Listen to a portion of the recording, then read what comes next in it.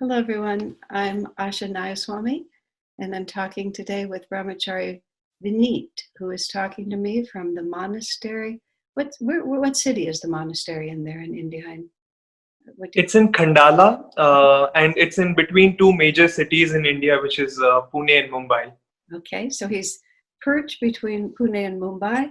This is being recorded in May 2020, so he also is in lockdown. India's been in a very severe lockdown, but fortunately, with the internet, none of us are. So, okay, Vineet. So, why don't you start by talking to me a little bit about where did you grow up? What were your interests as a child? What kind of a child were you? What influenced you? I spent most of my life growing up in the south of India, even though my parents are from North India. I was basically just I used to joke that I was manufactured in the north of India, but then brought up in the south of India. So I think I moved to South India maybe when I was 3 months or 6 months old, something like that. And I spent almost all my schooling life, my college in Tamil Nadu, and in a city near Coimbatore called Tirupur. And so yeah, that's where I grew up essentially, and I spent my early first 24 years of my life was, initially. was there a very strong spiritual influence in your family when you were growing up? uh, I could say religious, but not necessarily spiritual. My parents, I was brought up in a Jain family, so there is a tendency to, be religious and do the traditional going to temple, doing the rituals and things like that. But I did not necessarily connect with it completely. I did feel some kind of resonance, but not as much as one would expect, or at least my parents would have expected, I think. Did you have any inner sense of the presence of God when you were growing up, or was it not a particular issue to you? It was on and off. It wasn't particularly like I always felt. But when I look back, after coming to the spiritual path, I used to write journals. And most of my journals were addressed to God, which was very interesting for me because I didn't know that I was like tuning into God. But in the terms of inner presence, it was, I would say, on and off for me. Why would you write? What did you write in your journals that should be directed toward God? Were you asking questions or just giving him the news? Sometimes it was giving the news, and sometimes it was, especially in my late teens and early 20s, it was more about just questioning why am I here, and like what am I doing, because I was a good, I had a smart brain, so I was studying well.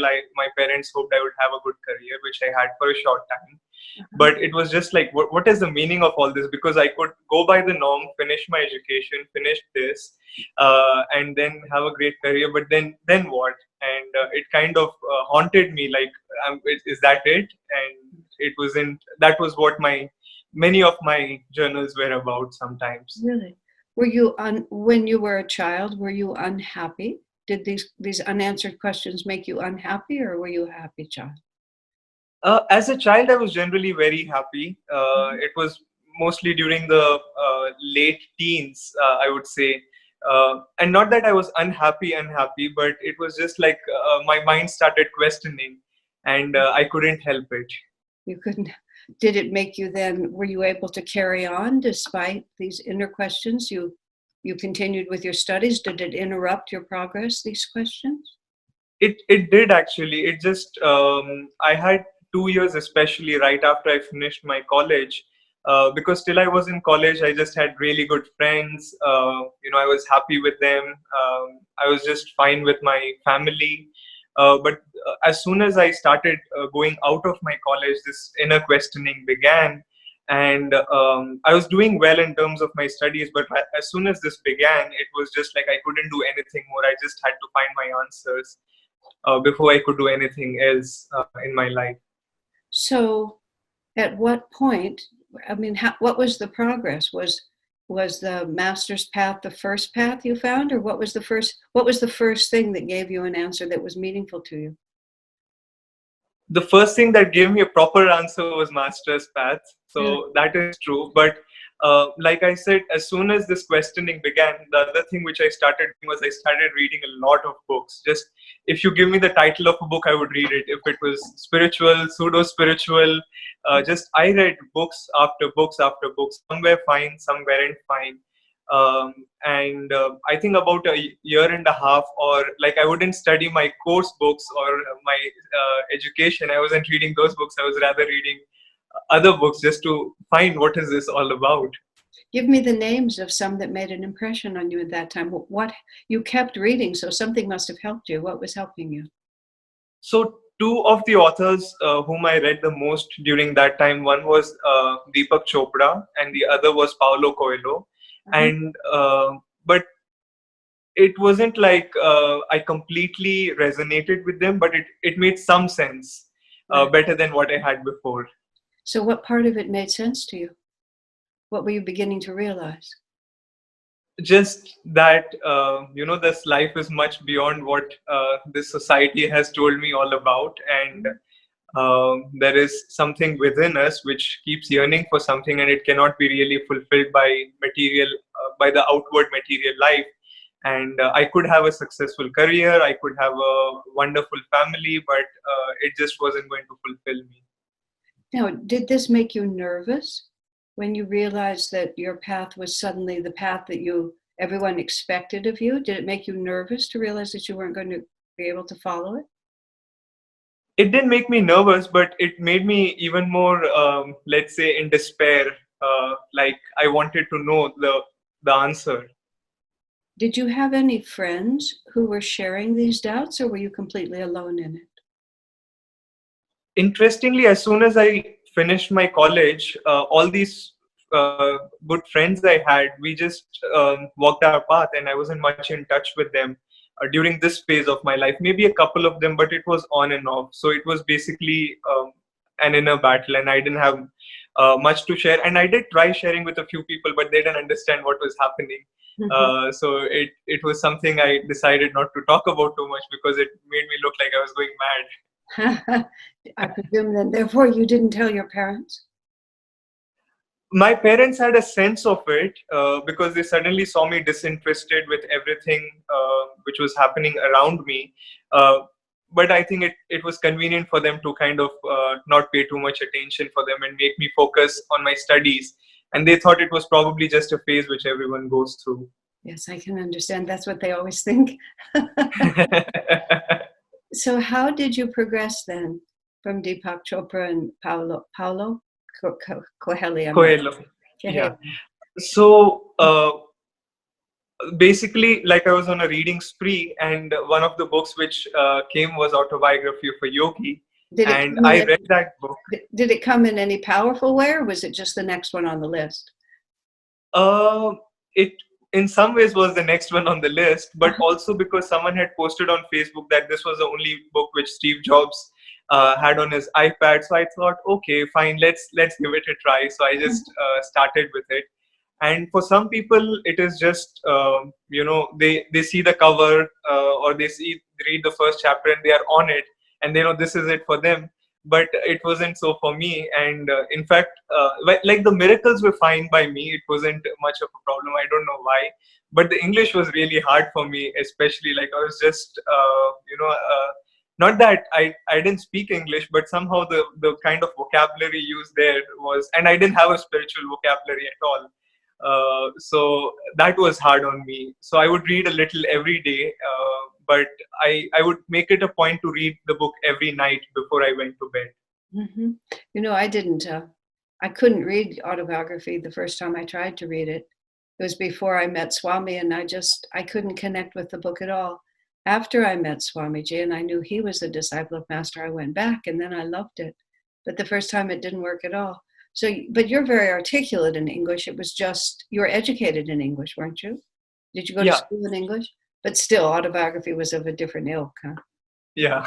So why did you persevere reading it, even though it was difficult for you? What made you continue? I think deep down inside it was helping me, even though I didn't realize it. It was helping me. And only later did I realize. I even said a couple of my friends then, when I was reading it, whom I was in touch with on and off, reading the book that I'm going to be a monk, which is just so strange and bizarre. Because I didn't even know that I was going to follow that path, but I did say a few of them that I'm going to be a monk while I was reading that book. Isn't that interesting? You know, when I look back on my own life, I see there was a great discrepancy sometimes between what my heart knew I was doing and what my brain thought I was doing. And sometimes the heart gets your voice and it says something like that. So you just told him you're going to be a monk, but you didn't really connect with the fact of what you were saying. Not at all. Yeah. I don't even think I had a meditation practice then. So it was just like, what will I do by being a monk? So it was strange. How did I come up with that?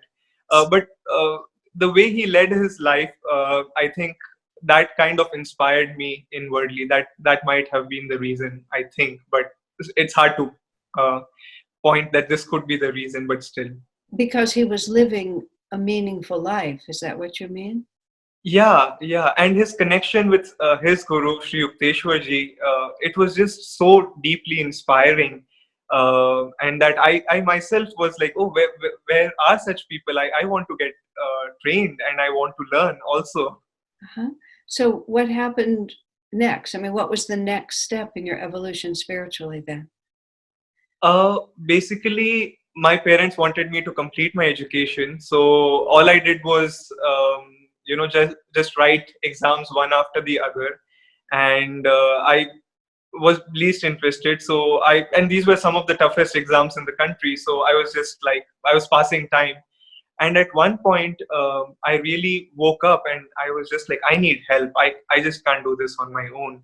And I need to find people who can help me with this. And I essentially started contacting whomever I could. And the first thing that came to my mind was Kriya Yoga, because this help would be the fastest, because Kriya Yoga is the fastest route to God. This is what I remembered from the book. So I thought that might be the way to go, because I like big things and I like things to be fast. So I started looking for Kriya Yoga in and around where I lived. I couldn't find much. And I communicated lots of organizations, whether for yoga, whether for meditation. But it was very interesting that I would call them and I would know that this is not going to be my way. Or I would write them an email, I would get their email back and I would know this is not where it is very interesting when I look at it. But then finally in this, web hunting, I basically ended up with a website of Ananda Sangha India. And from there I looked upon various centers which were closed, and two of the centers that were closed were Bangalore and Chennai, and I contacted Bangalore, and Haridas ji picked up the call in Bangalore, and it was just like, I spoke to him for a minute, but I was just like, this place feels like it. I should go to this place. Isn't it interesting how wise we are without knowing how wise we are? I mean, yeah. I've known Haridas since he was a very young man, and he's a great saint. There's no question about that. I mean, I don't mean to be extravagant in praise, but he's a great soul. You can tell it from his voice. I'm not surprised. So now you've got Haridas. Now you have a place. So what are you going to do now? What did you do then? Well, interestingly, I never went to Bangalore for learning meditation or anything. That was my first touch. I knew this was the place, but for some reason it didn't work out, and I ended up going to Chennai. And when I contacted Dharmarajanji over there, that was the second feeling, oh, this is it also. Yes. And I tried going there, but my parents wouldn't let me go. They wanted me to finish my exams and things like that. And at one point, I just was like, I need to go there for this one weekend, and you have to let me go. And my earthly father was just like, what's meditation? Why do you have to go to Chennai to learn meditation, travel 8 hours? I said, no, I have been telling you, you haven't booked my tickets. I need to go this weekend. And he said, until then in my life, I was basically, everything was done for me. I was the only child, so my parents basically took care of everything. This was, I could say, to my memory, the first time where he said, okay, fine, book the tickets on your own. And he walked off. So I did, but it was too late and I couldn't get confirmed tickets, but I was determined. So I just got on the train and went, even though I didn't have tickets, which was like, my parents didn't believe me that I was doing something like that, because I was just so, treated like a flower at home, and like everything was done for him. And here he's just jumping on a train. So it was strange. Oh my goodness! But you were certain. You just knew this is where you had to be. Yes. I was still desperate. It wasn't like I knew that this is my place. I hadn't learned anything. I had known of this place. I had spoken to 2-3 people from Ananda, and I had a feeling that this could be the place, but I hadn't been there. So I was wanting to try everything I could to go there and see what it looked like. So what did it feel like when you got there? Because Dharmarajan and Dharmini are in charge, people I also know well. So what happened when you were Yeah. around? It was just wonderful. The first time I went, I was just like, huh. It was a relief, really, in my heart. It was just a weekend. I mean, it was on a Saturday or a Sunday, and it was a relief. And I realized after I came back to live, where I lived, I hadn't slept for, I don't know, months before that, because I would lie down and it would be like, what is the meaning of life? I just couldn't sleep. Huh. But the moment I finished, I met them, I learned meditation. I was meditating before that a little bit, but I came back and I slept and slept and slept. Like I could sleep properly, and I was just relieved that it's taken care of. How old were you at that time? I was 22 then. 22. Okay. Yeah. So now you know where you want to be. You're finishing your exams. Your parents have seen you behave in a very uncharacteristic way. So how soon was it before you made a big move? What happened next?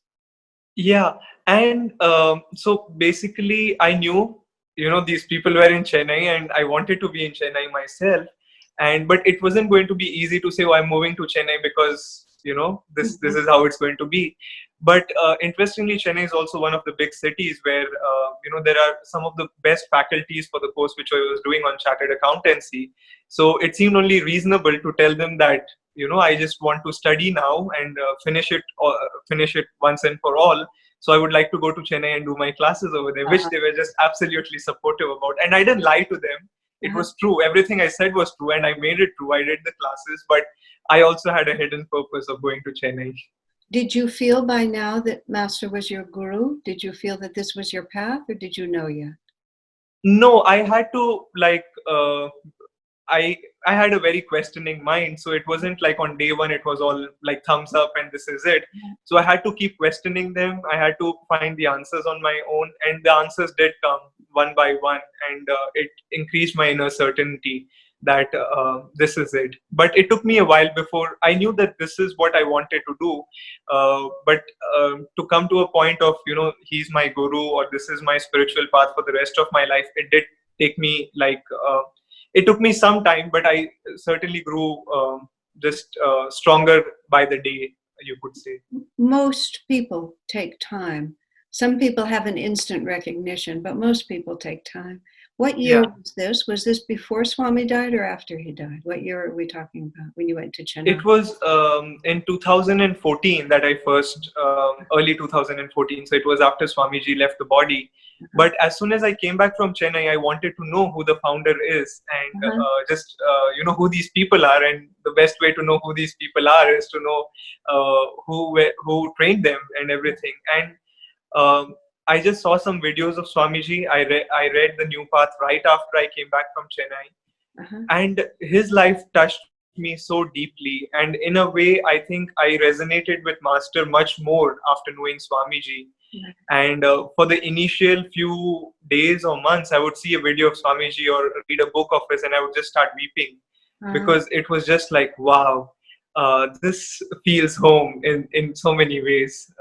And I could relate to his life, not necessarily in the specifics, but in the inner, questioning and just that deep desire to know what the truth is. Vineet, it's very touching for me to hear this. I, of course, met Swamiji in 1969 when I was 22, and my whole spiritual life was based on knowing him. But the vast majority of people who are going to come to this path will be after 2013, after he passed. So when I hear you speak like that, and I'm going to just put in something completely other here, in 19 73 and 74 and 75, when Swami was writing the path, and I was his secretary, and I typed that manuscript for him. And he said, people will read this and they'll feel themselves in my life. So here I am talking to you all these years later, and you're telling me that that book he wrote, knowing that he needed to give his life to the world because others would see themselves. Why do we ever worry about anything? Everything is all planned for us. So now you've found Dharmarajan, you found Chennai, you found your path. Your parents have even let you go to Chennai. And so did you start a career there? Did you finish school? Did you start working? Yeah, I did finish my education basically. What I would do is do my classes in Chennai, and every 6 months used to be my exams. So I used to go back for a couple of months or 3 months with my parents, and then write my exams and give some form of excuse, and then go back to Chennai. But as soon as I finished and I graduated and I finished my education, I basically started looking for jobs, and I was very specific that I wanted to go to Chennai for this. So I just made the situation in a way that I would find a job in Chennai, and that happened. And I moved to Chennai in 2015, essentially. But now you don't live there. Now you've left that work altogether and you've come to the monastery. How did you come to such a radical decision? Oh, it was, I think, as soon as I came to Ananda in 2014, I wanted to know everything about it. So I read, like I said, The New Path. My reading spree continued, but just different set of books and more uplifted books. And so I read a renunciate order for the New Age about the Nayaswami order, which Swamiji writes. And that book was just, again, another thing which just deeply, deeply moved me. And it felt like, yeah, this is the way renunciation should be, because it wasn't like renunciation was foreign to me, because there are Jain monks and nuns, but it never appealed to me, or it never resonated with me. But the way Swamiji presented renunciation in that book, it was just moving. And I was, at that very moment, it was again like, I want to be a monk. And this is how it's going to be, because this resonates with me, because I couldn't see myself being a monk in the old traditional way of how it's done. Tell me what it means to you to be a renunciate. Like what does it feel like? How do you describe it to yourself? That God comes first before anything, before any institution, before any organization, before basically everything, that it's God. And then after that, what comes to my mind is in terms of, serving God, which is serving fellow human beings, but the God in them, essentially. So that is what I felt from also the renunciate order for the New Age. So how long have you been living there in Kendal, the group that's there? When did you make the shift, the complete shift over? What year? So the monastery was in Pune in 2017, and I moved to Pune in 2017. Right. Yeah.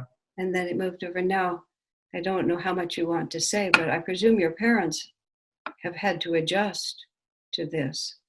And my heart goes out to them. If you're their only child, it's kind of a not exactly, I'm sure, what they had in mind for you. Yeah. I know Swamiji always would tell us that people are blessed by our spiritual sincerity. Our families are blessed by our sincerity. But I'm sure that it's been something you've had to carry, to just sort of live with not fulfilling their hopes for you, or? Yeah, it was difficult in terms of, because here it was like, not only was I not, I left my job, and I was here, was going to, in their eyes, going to have a very successful life in a worldly way. And here I renounced everything, and I'm doing something which just doesn't make any sense to me. So it was hard, but I think from somewhere down the line, I could say, knew that in some way or the other, I was going to disappoint them. So it didn't seem very difficult. But then I also feel that if I hadn't done this, I would have still been with them, and we would have been miserable together. And it wouldn't have been any help to anyone, basically. This seems much more appropriate, that I'm happy, and they know somewhere deep down inside that I'm happy with what I'm doing. I think it's just a matter of time. Things get fine, and even if not, at least I'm happy, and in this way I can pray for them and just. I don't have an answer for it, but I know that I'm happy with this and I feel fulfilled. And I think somewhere deep down, they would feel fulfilled too that their son is happy. What I've observed, because I've had to live through it, of course, because I was part of a group of a lot of very promising young people who didn't fulfill the promise their parents expected, is that at first it's very shocking, but then they actually begin to see how it helps us. You know, we gradually, the spiritual path makes us into better, finer people. And, our parents really love us. They just have their ideas of what we should do are based on their love for us, not on the lack of it. So they gradually begin to see it. And I saw with my parents that, and they never got on the spiritual path at all. It wasn't their thing, but I could feel in ways I can't explain that their life was deeply blessed because of my sincerity, that promise is a real one. And, because it's not like you've abandoned one thing for something less, you've abandoned it for something higher. So what are you doing now in the monastic life that you're living? How do you spend your time? What is your work? So our seva, essentially our service over here at the monastery, has been online. Ever since we moved here to Khandala, so we have been sharing the teachings of Kriya Yoga online, the path of Kriya Yoga, and various online classes. And I'm more directly related to serving, master's teachings in Hindi. So this is something we started working on just very recently. So that's where I'm primarily engaged in. So you live sequestered, but in fact you're globally involved. Is that right? That is very true. And in fact, just day before yesterday, we had a meeting of all the home study. We call it the Kriya Yoga home study course. And we had a meeting with all the mentors and staff. And we were about 40 or 42 people from different parts of the country, some from Delhi, NCR, some from Mumbai, some from Pune. So it just doesn't even feel that, we are here in one place. We are essentially actually everywhere. Connected to all our Guru Bhais throughout the world. It's definitely a new age. I mean, it's just a new age of renunciation. It's a new age of everything. When you think to yourself about being a disciple of Master, what does it mean to you to be a disciple? To me, it means essentially doing as everything in my life. Although I'm saying everything, anyways, I'll do the qualification later, but to try to do everything in my life in tune with him and thinking, what does he want me to do in this situation in my life? Mm-hmm. And what is the difference in your life from before you were a disciple till now as a disciple? How would you describe the change? I would take the words from the Autobiography of a Yogi, I think, and it was basically, with my whims and fancies, I could just do, I like this, I don't like this, so I will do this, I won't do this. But after being a disciple, it's more like what is the right thing to do and what would my Guru want me to do. Do you find that confining or liberating? How does that feel to you? It's actually very, very liberating. It's very natural. If I can, most of the times it's for me.